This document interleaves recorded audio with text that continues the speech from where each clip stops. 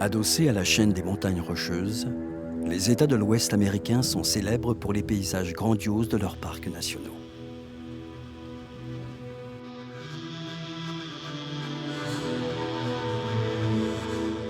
Toute une mythologie moderne s'y déploie. Celle de la conquête de l'Ouest, des guerres indiennes, des westerns ou des road movies.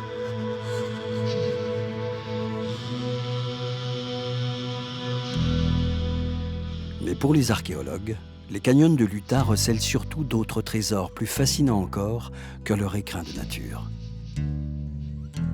Des milliers de signes et de figures, souvent remarquablement préservés, et qui ornent falaises et parois rocheuses.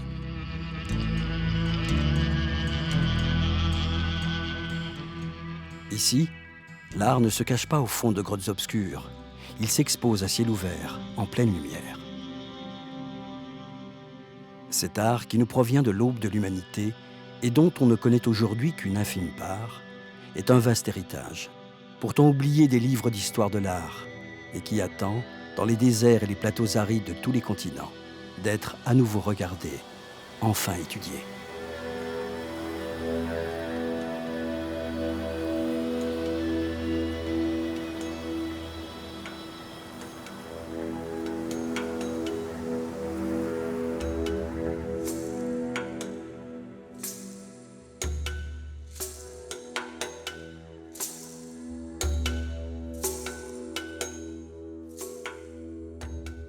En Amérique du Nord, les tribus indiennes qui peuplaient la région ont laissé derrière elles des silhouettes étranges et toutes sortes de symboles mystérieux, peints ou gravés sur la muraille des canyons.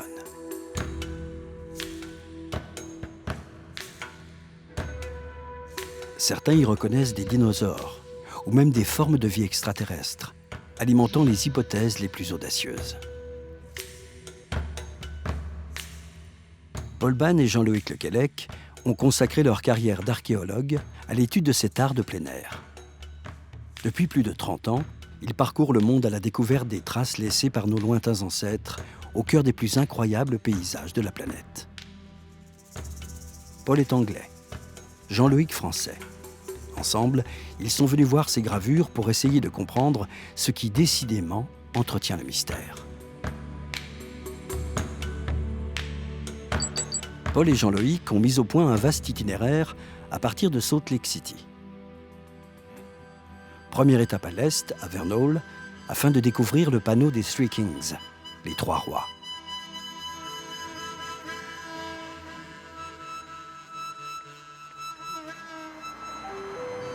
Puis ils descendront vers les roches rouges du sud de l'Utah, le pays des canyons, avec quelques sites clés, Kachina Bridge,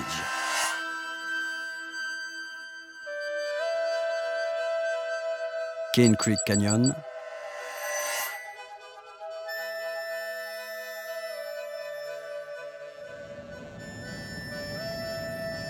Black Dragon Canyon et Horseshoe Canyon. Dans chacun d'eux, des panneaux gravés ou peints qui intriguent et fascinent. Mais avant cela, pas question de manquer l'énigme posée par les gravures du tortueux canyon de Nine Mile.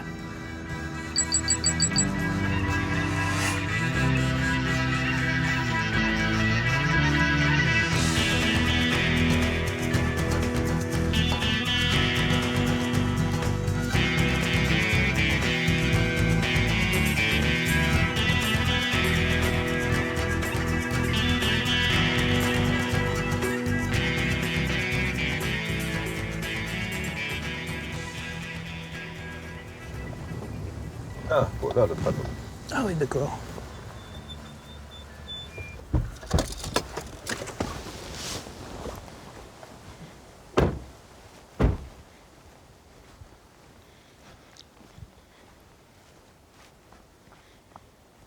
Ça fait très longtemps que j'ai rêvé de voir ce panneau qui est très célèbre mais en même temps très très bizarre. C'est bourré de choses vraiment difficiles à expliquer. Ah bah oui, il y a des personnages très curieux là. Bon, on reconnaît quand même une petite scène de chasse à gauche, avec l'archer qui vise un animal Oui. là.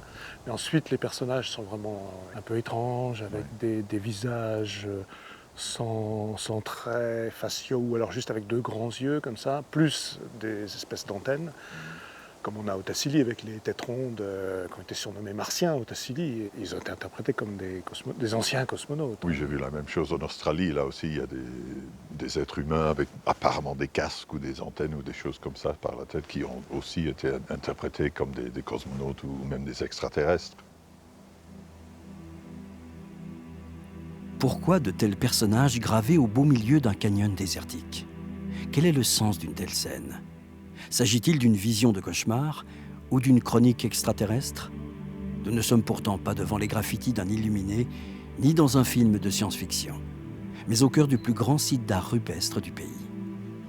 Nine Mile Canyon est un extraordinaire conservatoire à ciel ouvert. Dans cette immense gorge calcaire d'environ 40 km de long, on a dénombré près de 10 000 peintures et gravures, également appelées pétroglyphes.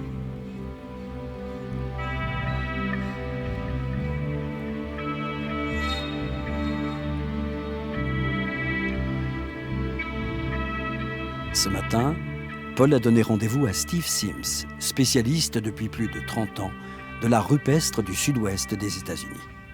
C'est lui qui leur avait suggéré d'aller découvrir la scène du Martien, car il en a une interprétation toute différente. Rattaché à l'université de l'Utah, Steve Sims est archéologue. Pour lui, loin des chroniques extraterrestres, ces gravures sont de précieux témoignages qui permettent d'aller à la rencontre des premiers habitants de l'Amérique du Nord. Comme vous le savez, Steve, beaucoup de gens, en particulier sur Internet de nos jours, regardent l'art rupestre à travers le monde entier. Ils voient des figures étranges dans le Sahara, au Tassili ou parfois en Australie. Ils y voient des martiens, des extraterrestres avec des antennes comme hérissées sur leur tête. Il semble que nous en ayons un exemple typique ici. Quel est votre avis à ce sujet? Je pense que le mieux est de l'attribuer aux peuples indigènes de cette région pour commencer et laisser les autres apporter les preuves de ce qu'ils avancent. Alors, quelle serait votre interprétation de ces éléments étranges qui ressortent de leur tête? Ce panneau est sans conteste d'origine Frémont, avec cette figurine trapézoïdale, les antennes. Vous noterez que cela ressemble à des vrais individus. Je pense que c'est caractéristique des origines Frémont. Au début, vous avez mentionné le terme d'antenne, mais nous pensons que peut-être il ne s'agit pas vraiment d'antennes, que c'est autre chose, pas des antennes. Effectivement, ce ne sont pas des antennes. Cela ressemble à des antennes, en particulier parce qu'elles semblent avoir des sortes de câbles. En fait, ce sont plus vraisemblablement des coiffes composées de bois d'animaux. Certains objets archéologiques de la région Frémont sont dotés de visières en plumes de pivert, que l'on retrouve d'ailleurs dans l'art rupestre. Et des parures similaires ont été utilisées au début du XXe siècle, chez les Pueblos, dans le sud-ouest. Ces choses étranges qui semblent sortir de la tête ici ont des référents archéologiques et ethnographiques. On voit également sur des clichés historiques pris dans le sud-ouest, à Acama Pueblo par exemple, des indigènes exécutés la danse du cerf paraît de ces mêmes attributs au cours de la même période historique. Donc, on a une continuité depuis les habitants vivant ici il y a des milliers d'années jusqu'aux Amérindiens des États-Unis d'aujourd'hui.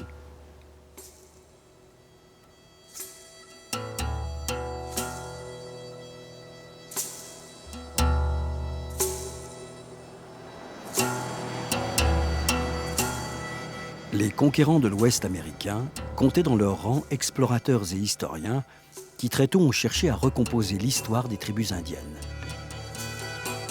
Les tribus encore présentes sur le territoire, mais aussi celles qui avaient déjà disparu. Ainsi, le général Frémont de l'armée confédérée offrit-il son nom à ce mystérieux peuple, auteur des pétroglyphes de Nine Mile Canyon. Mais déjà à l'époque, plus aucun des dénommés Frémont n'était là pour témoigner. Leur histoire semblait soudainement s'interrompre autour du XIIIe siècle. Seuls quelques archéologues collectaient les traces de la tribu disparue, convaincus qu'elle n'avait eu aucune descendance.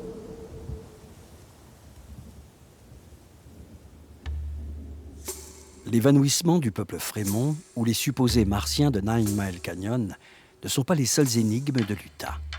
À plus de 300 km au sud, dans le parc national de Bridges, se trouve une autre gravure stimulant l'imagination.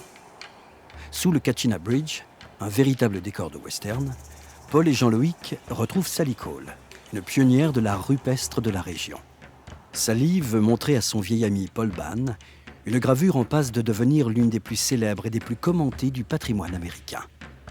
Elle ne représenterait ni plus ni moins qu'un dinosaure. Alors, de quoi s'agit-il? Vous voyez cette arche-là? La partie qui semble former une arche. Cela a été interprété comme une tête de dinosaure, comme un grand sauropode.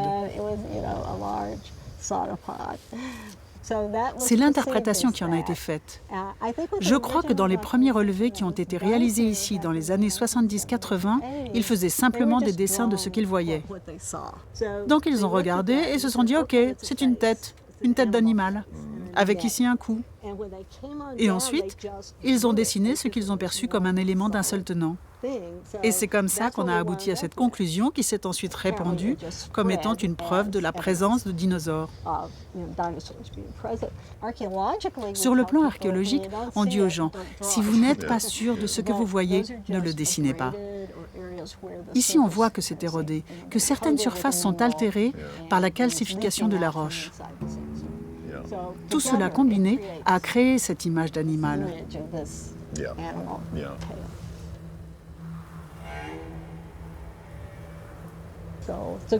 C'est un panneau remarquable.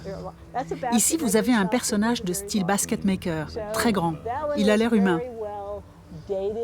Il a pu être daté assez précisément. On peut ainsi dire de cette figure qu'elle a plus ou moins 2000 ans. Pour Sally Cole, le dinosaure de Kachina Bridge n'est donc qu'une illusion créée par les patines et les calcifications de la roche autour d'une véritable gravure. De plus, le style des figures voisines permet d'envisager son âge, sans doute autour de 2000 ans. Peut-on imaginer que des dinosaures existaient encore il y a 2000 ans? Ou qu'au moins un spécimen ait survécu à l'extinction de son espèce? Une extinction intervenue, selon les scientifiques, il y a tout de même 65 millions d'années, bien avant l'apparition de l'homme. Valider de telles hypothèses, c'est en conclure que les hommes et les dinosaures ont vécu côte à côte. Pure et simple négation de plus de 2 siècles de recherche scientifique.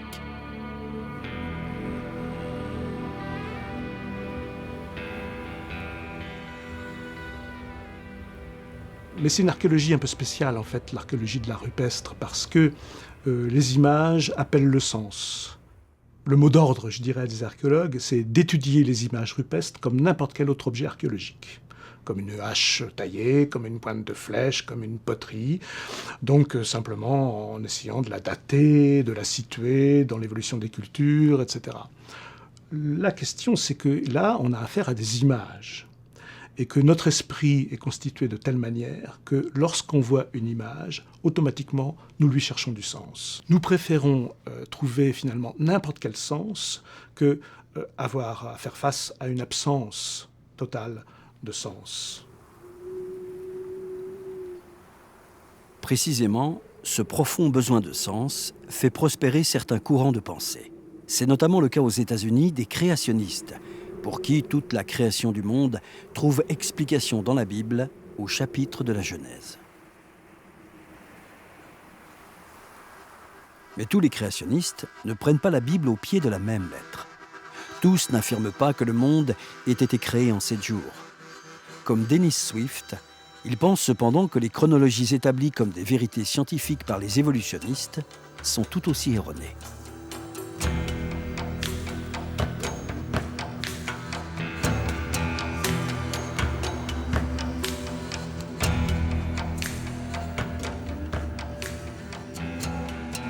Dennis Swift tient à emmener Paul et Jean-Loïc justement là où se cache une preuve qui accréditerait sa thèse.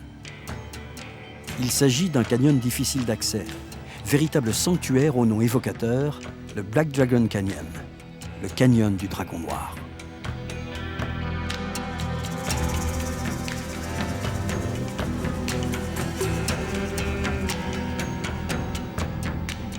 Il n'y a aucun doute pour lui. Cette figure est la représentation d'un ptérodactyle, reptile volant au Jurassique, il y a quelques 150 millions d'années.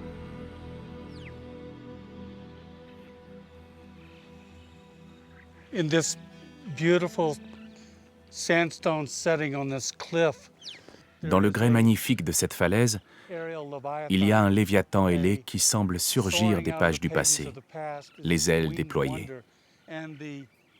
Et les Indiens étaient maîtres dans l'art de placer ces dessins dans des sites qui évoquaient l'image de l'animal en vol ou dans sa course. Et dans ce canyon, cet endroit est celui qui est composé du grès le plus ondulé, ici en particulier. Et c'est comme si ce ptérosaure, en fait, était en train de planer. Mais j'ai l'impression, pour ma part, que la partie supérieure est déconnectée du reste, et que cela ressemble à un être humain qui serait tourné vers la droite, avec deux bras parallèles. Et le cou du dragon, ou de je ne sais quoi, ce serait alors les jambes. Vous voyez, comme ça, dans cette position. Oui, mais si vous regardez très attentivement et que vous le photographiez, le cou se termine par une forme incurvée. Cela va jusqu'en bas, puis marque une courbe avant de se relier au corps. Et de là partent les ailes, et l'aile de ce côté a des serres. Et seuls les ptérosaures et les ptéranodons sont dotés de serres. Pour moi, c'est votre lecture, mais... Si c'était un cas isolé, alors on dirait « il n'y en a qu'un ». Mais que faites-vous des autres? Car on retrouve ce type de représentation à d'autres endroits qui sont très semblables. Plus on découvre de choses sur les fossiles, plus on constate que les pétroglyphes étaient corrects et que c'est notre interprétation qui était erronée. Dans tous les groupes indiens, plus de 500 tribus indiennes aux États-Unis, il est fait référence à l'oiseau tonnerre. Et l'oiseau tonnerre n'était pas un fossile. Il devait donc être les contemporains de cet oiseau tonnerre.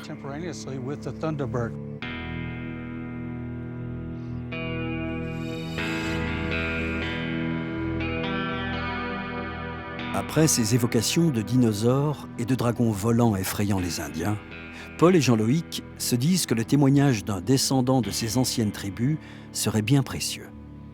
L'art rupestre de l'Utah est d'une telle étrangeté, ces auteurs si difficiles à imaginer, à comprendre, que les plus folles théories trouvent dans cette Amérique avide de fictions et de mythes un terreau idéal.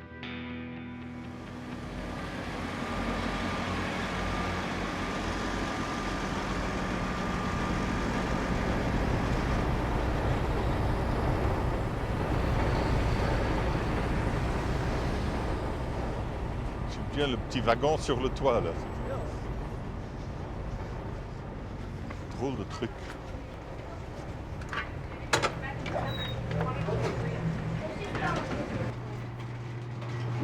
Wow. Toutes les marques de chips qu'ils ont. Moi j'aurais de l'eau simplement parce que Oui. avec une couleur normale quoi d'eau. Oui, oui, oui. Par exemple.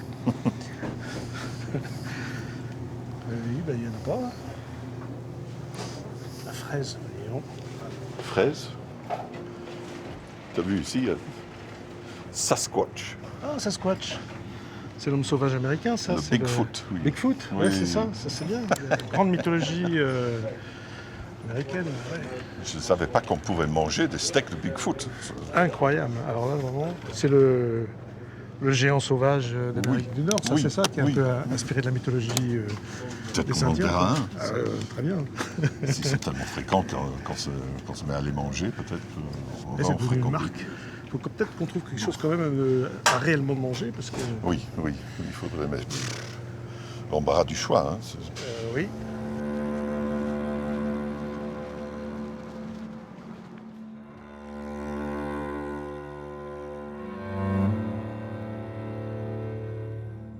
L'immense blessure du Black Dragon Canyon s'estompe avec la nuit, qu'aucun fantôme de dinosaure ne viendra troubler. En attendant de trouver un interlocuteur indien, Paul et Jean-Loïc sont impatients de retrouver des chemins un peu plus rationnels.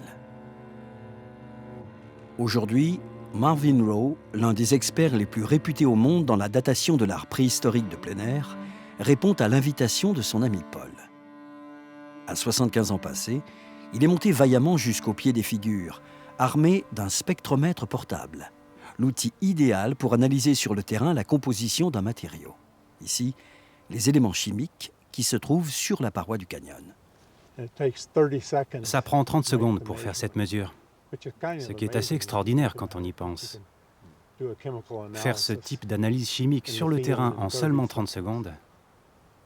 C'est une technique à base de rayons X, c'est ça? Oui, c'est ça. C'est des rayons X. Des rayons X qui sont émis à la pointe du pistolet qui rencontrent les éléments qui sont dans la peinture, puis dans la paroi, et qui renvoient ensuite des rayons X indiquant les caractéristiques de l'élément qui a été analysé. Et ici, on a une forte présence de fer, ce qui est logique puisqu'on suppose que c'est une surface qui a été peinte avec un taux de 24 000 unités sur cet appareil. Et maintenant, si je fais une analyse sur une zone par ici, par exemple, Les personnes qui voient là une image de ptérodactyle pensent qu'il s'agit d'une représentation d'un seul tenant avec le cou relié au corps. C'est donc intéressant de mesurer cette zone avec l'appareil. OK, aucune présence de fer ici. Donc, il n'y a clairement pas de pigment à cet endroit. Donc, il n'y a pas de peinture entre ici et le point de départ de l'aile. Donc, il serait difficile de relier ces deux éléments. Donc, cette théorie n'est pas valide. Et ça n'a pris qu'1 minute et demie. Si vous vouliez faire une étude détaillée, cela prendrait environ 2 jours. Mais déjà, il apparaît sans aucun doute qu'il n'y a pas eu de peinture entre ici et là. L'analyse spectrométrique de la paroi contredit assez catégoriquement l'hypothèse d'une figure unique et donc l'existence du fameux ptérodactyle. D'ailleurs, lorsque Jean-Loïc traite les photos du fameux monstre volant sur son ordinateur, son logiciel d'analyse visuelle produit une image qui ne serait pas vraiment du goût des créationnistes. Mais comment approcher le sens profond de ces figures? Comment entrevoir à quelle culture elles sont reliées et commencer enfin à imaginer leurs auteurs? Paul et Jean-Loïc ont appris que d'éminents ethnologues considèrent aujourd'hui les Indiens Hopi comme de possibles héritiers de l'art présent en Utah.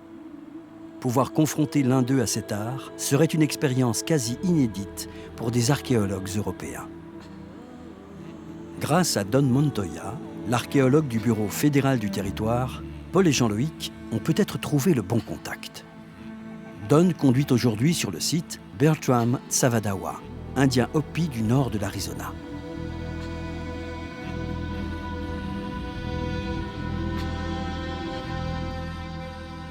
Ici, en Utah, il est loin de son territoire, à plusieurs centaines de kilomètres de sa réserve. Devant les figures du Black Dragon Canyon, immédiatement, la mise en présence porte ses fruits. Bertram se sent familier de ce qu'il découvre. Et pour lui, ici, même constat. Il n'y a pas l'ombre d'une créature volante.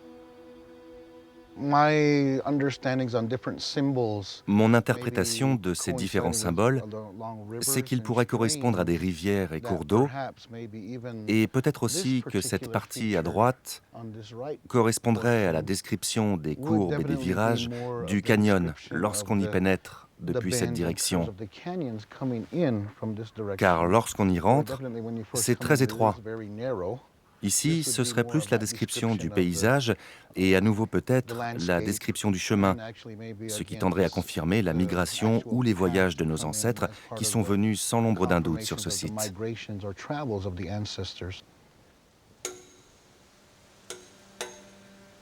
La petite équipe a parcouru les méandres du canyon et examiné ces saisissantes figures peintes.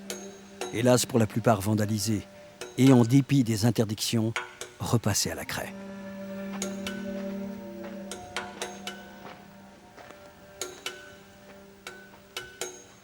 Mais à proximité de la scène principale, un autre panneau a tout de suite attiré l'attention de Bertram.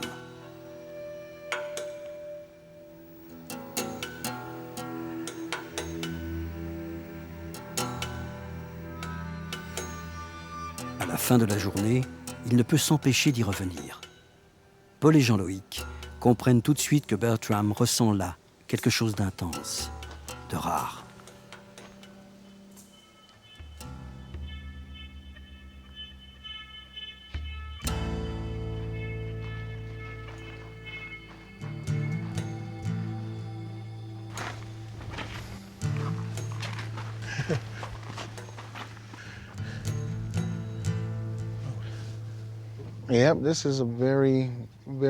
C'est un panneau tout à fait unique. Les différents symboles me rappellent véritablement les symboles des clans. Avec les pattes d'ours pour le clan de l'ours, y compris cette représentation rare du symbole de la toile d'araignée, donc le clan de l'araignée. Les représentations d'empreintes d'oiseaux qui font penser à une grue ou un héron, qui sont également des symboles de clan. On y voit une représentation de Hoché là-haut. Et il y a même le symbole de mon grand-père, du clan du soleil, le symbole du soleil. Donc c'est incroyable. C'est stupéfiant de voir ces symboles aussi loin des terres de notre principale réserve. Je pense que d'une certaine façon, cela représentait des limites de territoire d'autrefois. C'est tout à fait stupéfiant. Ça me submerge un peu, car ce sont sans aucun doute des symboles de clans qui ont été laissés ici.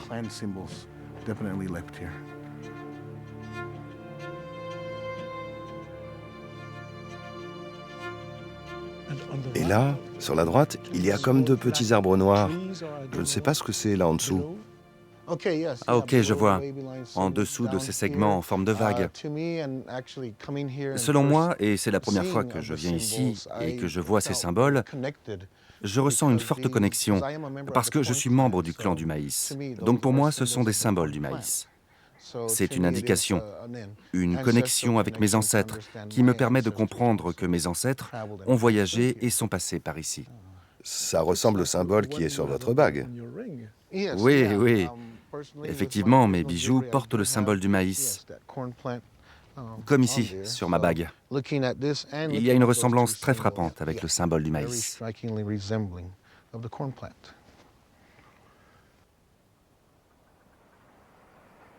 Les figures du Black Dragon Canyon parlent étonnamment à Bertram, à son enseignement, à ses racines, à son identité Hopi.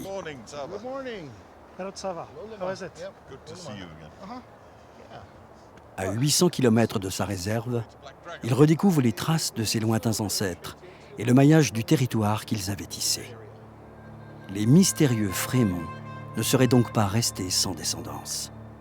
La vision indienne qui semble dialoguer avec le paysage lui-même, le cartographier, le marquer de la présence des clans, cette vision aurait été transmise jusqu'à aujourd'hui.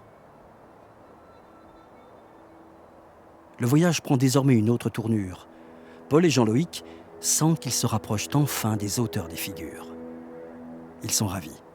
Bertram leur a proposé de continuer le voyage avec eux. Certes, il s'agit de nouveau d'évoquer des croyances, mais cette fois, ce sont celles du peuple qui a sans doute pensé et réalisé les œuvres.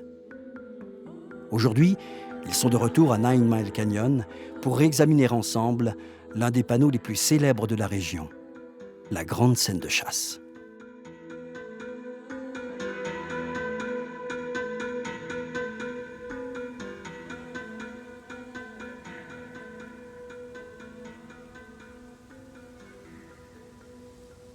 On peut penser que ce canyon en particulier a peut-être été utilisé pour attirer le gibier en provenance du sud-est.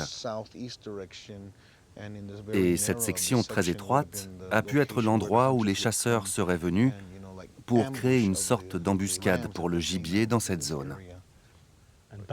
Est-ce qu'il existe une mythologie Hopi qui comporterait une sorte de maître des animaux, une sorte de divinité qui possède des animaux? Dans notre culture, nous avons une interprétation d'une figure féminine que l'on appelle la mère de tous les gibiers. Donc, en ce qui concerne cette figure, elle pourrait avoir représenté un personnage masculin ou alors la mère des gibiers. Cette scène est généralement interprétée par les archéologues comme une scène de chasse. Moi, je suis un petit peu sceptique, parce que ce grand personnage central avec des cornes et qui n'a pas de bras, qui se tient debout, qui domine toute la scène, que fait-il dans une scène de chasse ? Et du coup, j'ai demandé à notre ami Bertram ce qu'il pensait de cette scène. Et donc, une scène de chasse, peut-être, au milieu de laquelle apparaît d'un seul coup la maîtresse du gibier, C'est tout à fait autre chose qu'une scène de chasse, et là, on est en pleine mythologie.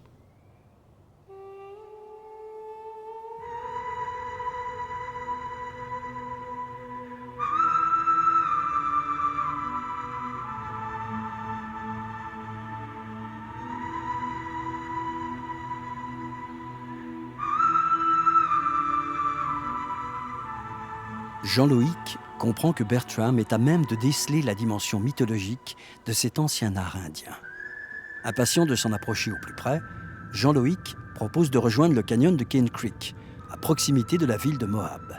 C'est le terrain de jeu des amateurs de 4x4 venus de tout le pays.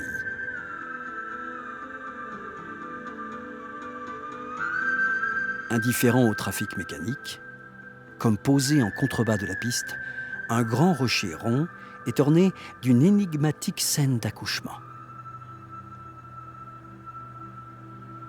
Et j'étais frappé lorsqu'on est arrivé devant le rocher de Birthing Rock, où se trouve une scène qui est très difficile à interpréter, dont un des éléments est regardé par les archéologues comme représentant peut-être un accouchement, ou peut-être un homme avec un phallus un peu bizarre, ou peut-être un androgyne. En fait, bon, finalement, on ne sait pas ce que c'est. Et là, notre ami Hopi Bertram Tsavadava, lorsqu'il a vu cette image, il a tout de suite dit « mais c'est simplement le mythe de l'origine du monde ». C'est le mythe de l'émergence, qui est le grand mythe central de la mythologie Hopi. C'est l'origine des hommes, et qui nous raconte que, à l'origine, les hommes vivaient sous terre. Ils ont entendu du bruit à la surface, ça a aiguisé leur curiosité, et ils sont sortis pour voir ce qui se trouvait à la surface. Une fois sortis, ils se sont répandus dans les 4 directions, et là, ils ont acquis différents langages, et c'est l'origine de toutes les populations du globe. Et donc, lui, immédiatement, il reconnaît cela sur ce rocher. Moi, je ne l'aurais jamais reconnu, bien entendu.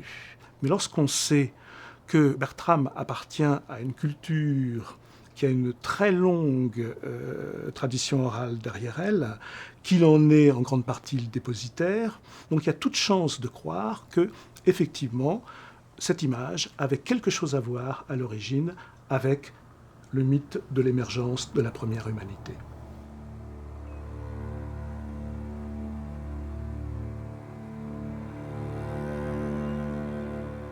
Certainement, je crois que l'art rupestre est un phénomène qui lie l'humanité. On le trouve absolument partout dans le monde. Évidemment, il y a des différences de style, de technique, de contenu. Évidemment, ils dessinent les animaux qu'ils connaissent. Mais quand même, c'est un besoin, je crois, qui est partagé par l'être humain un peu partout, qui s'est exprimé de plus ou moins la même façon. Et ça fait partie de notre comportement, le comportement de notre espèce. C'est universel, oui.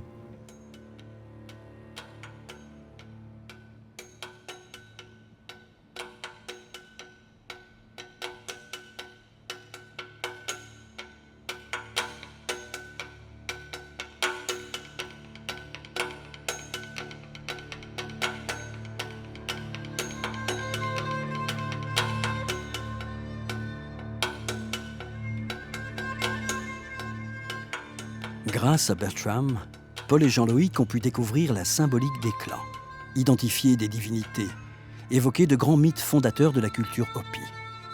Mais il y a une dimension qu'ils n'ont pas encore abordée, celle des rituels de ces tribus indiennes. Bertram saura-t-il interpréter les étranges silhouettes peintes qui s'élèvent au confluent des canyons de Thompson et Sego? Ces grands personnages qui dominent sévèrement le visiteur représentent une autre singularité fascinante de l'art rupestre de l'Utah. Qui sont-ils? Des guerriers? Des chefs? Des dieux?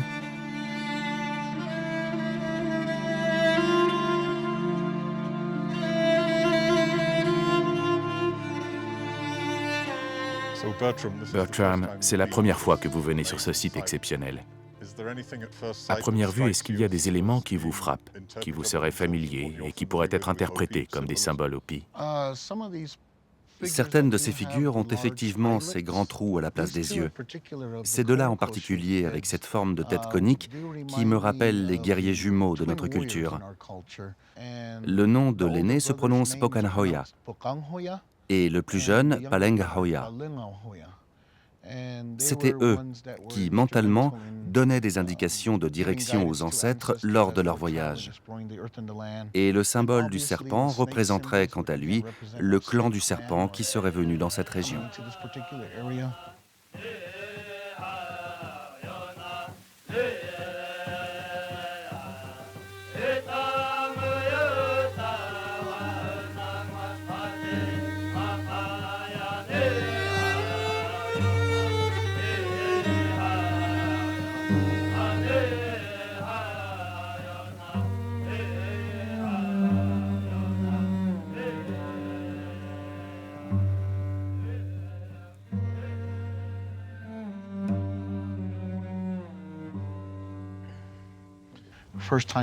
Voir ceci pour la première fois, c'est véritablement émouvant.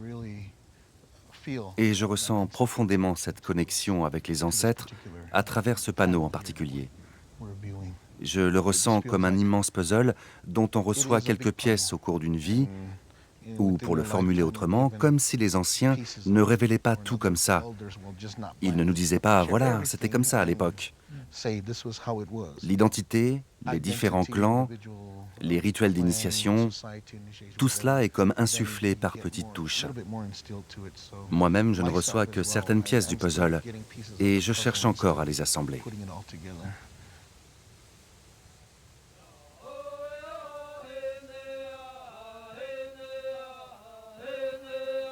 L'Utah et les États voisins de l'Ouest américain couvrent d'immenses territoires, sauvages et faiblement peuplés.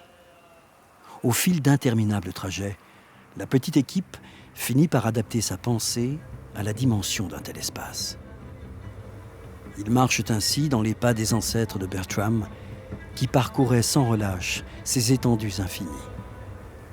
L'enquête est transformée par ce contact physique et quotidien.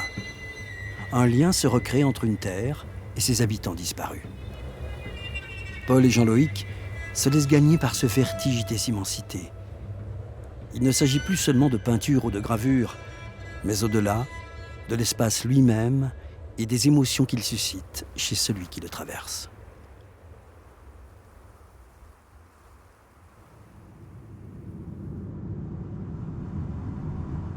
Même après le départ de Bertram, Paul et Jean-Loïc souhaitent poursuivre le voyage. Comme irrésistiblement aimantés par la magie du paysage, comme s'ils tenaient à en éprouver les limites, à en explorer chaque canyon.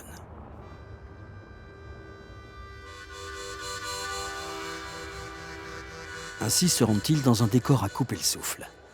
Là où se cache la chapelle Sixtine de l'art indien en Utah, le canyon de Horseshoe et sa grande galerie. Paul et Jean-Loïc y ont donné rendez-vous à une équipe de scientifiques de l'Université de l'Utah qui a entrepris depuis plusieurs années un programme de datation des œuvres du célèbre canyon. Le professeur Joel Pedersen et le chercheur danois Reza Sobati reviennent sur place pour prélever de nouveaux échantillons de roches. Jerry Spengler, spécialiste des styles de l'Ouest américain, les accompagne.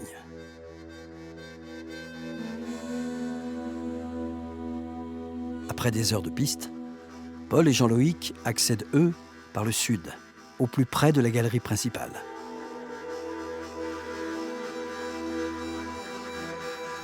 La chaleur est mordante.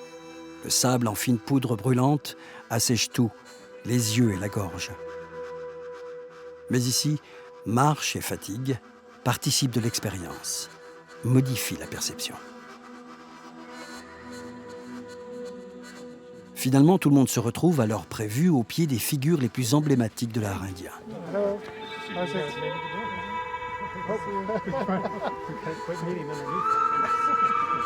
So this is the side. Yeah, this is it.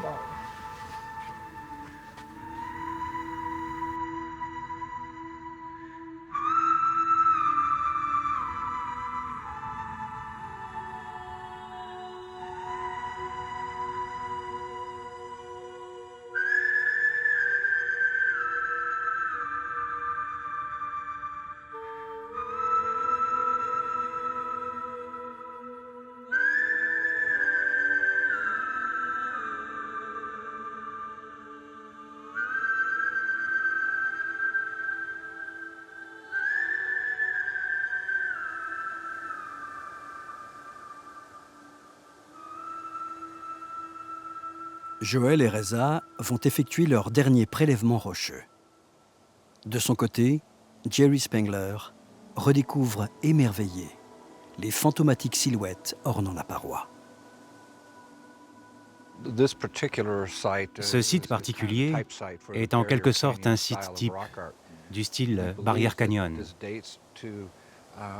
Nous pensons qu'il date d'il y a 1500 à 2500 ou 3000 ans, la période archaïque, où les peuples étaient des chasseurs-cueilleurs qui se déplaçaient en permanence à la recherche de nourriture. Et dans le cadre de ce cycle saisonnier, ils avaient développé une tradition d'art rupestre tout à fait unique et saisissante. Ce qui est stupéfiant visuellement pour la plupart des gens, c'est lorsqu'ils lèvent la tête et voient la taille véritable des figures. Certaines de ces images, comme celle ici qui est appelée le Saint-Esprit, font plus de 2 mètres de haut. Cela entre en résonance artistique avec des personnes qui n'ont absolument aucune connaissance en art rupestre. Ils les voient et y sont sensibles. Ce que l'on observe ici aujourd'hui n'est qu'une infime fraction de ce qu'il y avait ici dans les temps anciens. Et cela vient nous rappeler à quel point les sociétés préhistoriques étaient audacieuses et colorées.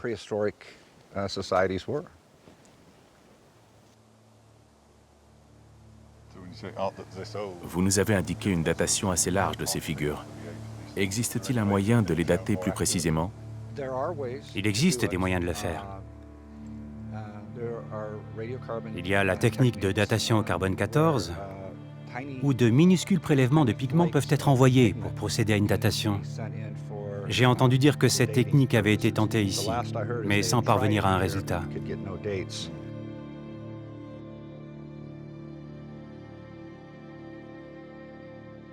L'archéologie en général a très souvent boudé l'art rupestre, si on peut dire, parce que on ne pouvait pas le dater. Et donc c'était des images, de jolies images dans le paysage, mais c'était pas sérieux parce qu'on ne pouvait pas vraiment travailler avec ça comme données archéologiques.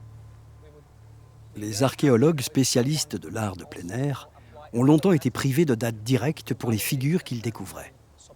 L'apparition de nouvelles techniques physico-chimiques leur donne régulièrement des espoirs, hélas bien souvent déçus.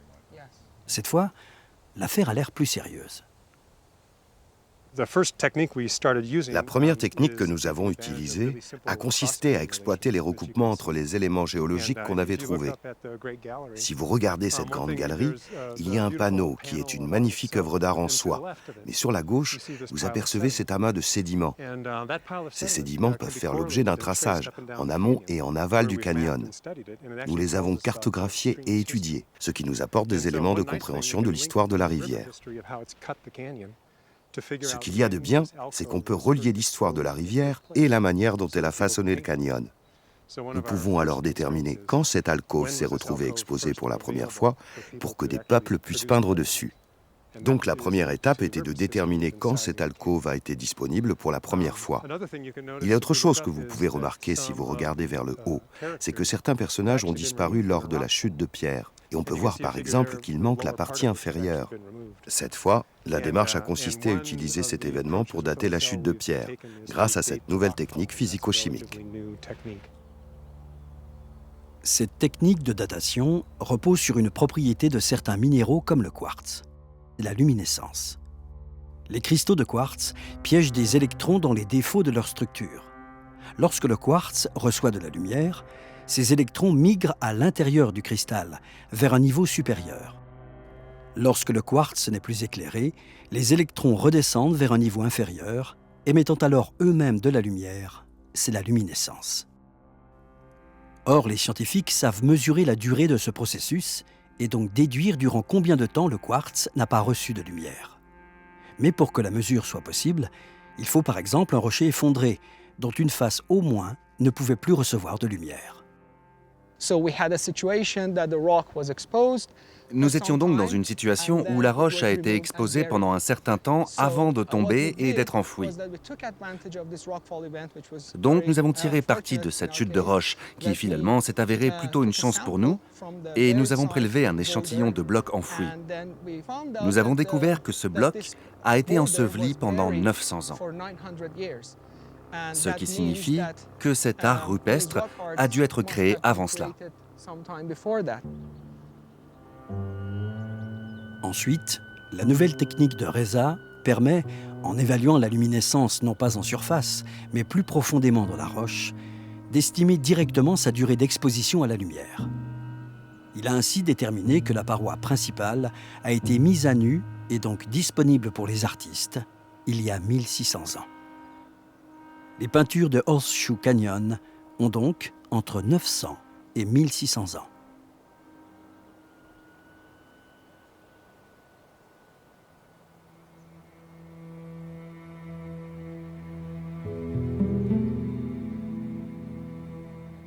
Les nouvelles techniques de datation reposant sur la luminescence semblent offrir une piste très prometteuse. Une donnée précieuse pour tempérer les débats, souvent vifs, autour de l'âge des œuvres et l'histoire des peuples qui les ont créées.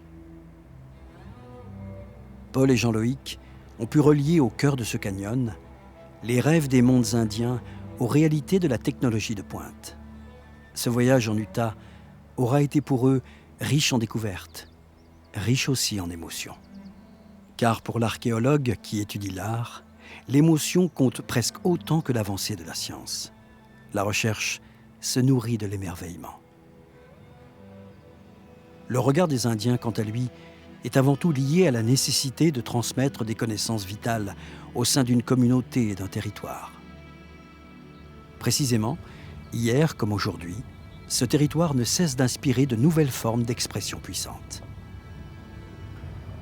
Dans les années 70, un nouveau courant artistique lié au paysage et à leur transformation s'est affirmé, le land art.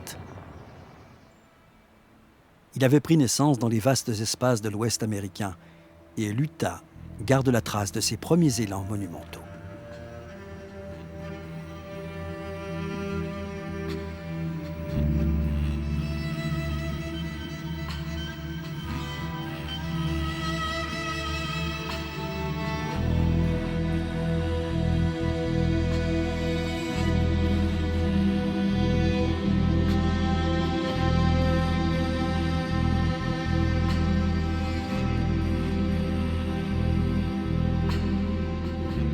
Patricia Johansson fait partie de cette première génération de land artists. Elle a notamment côtoyé Robert Smithson, le créateur de cette Spiral Jetty qui s'avance sur le Grand Lac Salé. Ce qui est extraordinaire pour moi dans ce projet, c'est de voir à quel point il est lié à son contexte. Combien ce site a été choisi avec soin. C'est un site extrêmement beau. Les œuvres de land art et d'art rupestre sont très liées à la fois à une appropriation du territoire, mais également à une sélection de territoires spécifiques. Ce n'est pas n'importe quel territoire, c'est le territoire que l'on choisit.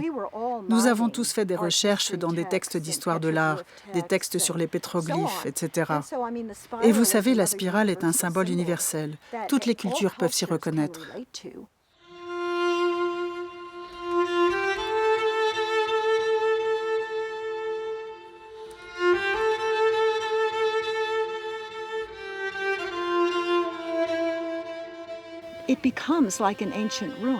Cela devient une sorte de ruine ancienne.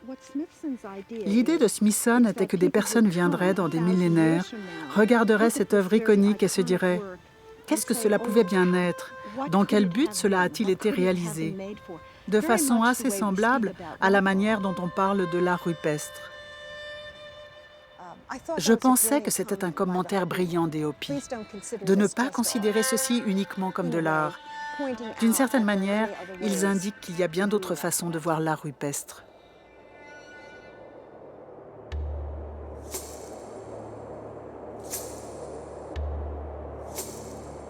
Ainsi, les immensités de l'Utah nous parlent-elles de ce lien permanent entre paysages et communautés humaines. La démesure des espaces naturels provoque ici, avec une force exceptionnelle, l'invention artistique des créateurs de toutes les époques. Grâce aux archéologues, nous en recevons quelques clés et découvrons que sur toute la planète, innombrables mais fragiles, les sites d'art rupestre sont l'un des plus précieux trésors de l'humanité. Source d'interrogations et de rêveries infinies, ils nous aident à entrevoir le chemin parcouru par notre espèce le long des millénaires. Cet art nous invite à le suivre, à reprendre la route vers d'autres territoires.